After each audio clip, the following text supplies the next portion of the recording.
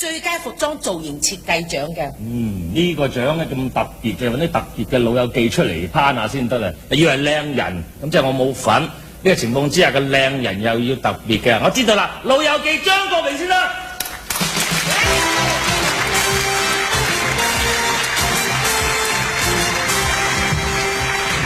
好開心攞到個獎，上次嘥咗呢個機會，今次死都攬實佢。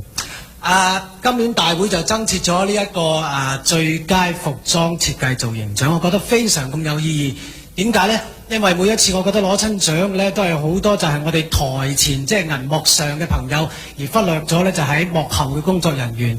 咁同埋呢，就係每一部電影裏邊呢，雖然好多朋友就會留意到我哋一啲演員嘅出色嘅表現，但係亦都忽略咗就係譬如話佢哋幫我着衫着到幾靚啊，將個造型做到幾好嘅。咁所以今次頒呢個獎呢，我特別咁開心。咁同埋譬如話荷里活一啲咁大嘅電影嘅企業嘅地方呢，亦都係好早之前呢已經係頒呢個獎俾一啲勞苦功高嘅幕後嘅工作人員。所以今年係第一次增設咗呢個獎，我覺得以後呢應該每一屆金像獎都應該要頒呢個獎俾佢哋嘅。冇錯。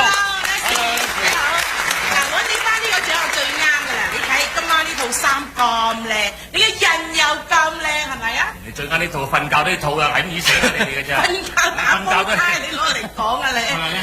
咁樣就不如而家我哋頒發嗰個獎好嘛？我哋睇下入選嘅名單先好嘛？係。排名最佳服裝造型設計包括朴若木、阮玲玉。余家安審死官，尊唔尊重係一個心裏邊，而唔係一對膝頭上邊嘅。奚仲文、陳顧芳、鹿鼎記二神龍教。陳亞祖、92黑玫瑰對黑玫瑰。張淑平、余家安，笑傲江湖二東方不敗。好啦，請你揭曉啦。哇，封得好實喎，火出嚟到封。哦，Leslie買呢個咪啦，可以。係，你睇點樣啊？係。我老友記，笑傲江湖，張淑平、余家安。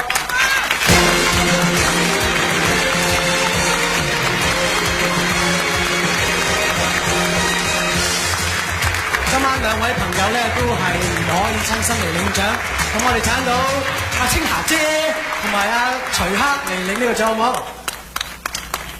張淑平冇嚟啊？冇嚟。你老友記冇嚟啊？好，我代表我好朋友張淑平，多謝大家。有余家安，恭喜佢哋。講幾句説話，我覺得呢個獎咧好有意義啊！即係好多時候咧，有時我哋導演派又好，個劇本又好，其實呢個造型特別係而家個咁嘅潮流入邊咧，佢哋個重要性太犀利啦。所以雖然佢哋今日冇嚟啫，我都要上嚟多謝佢哋。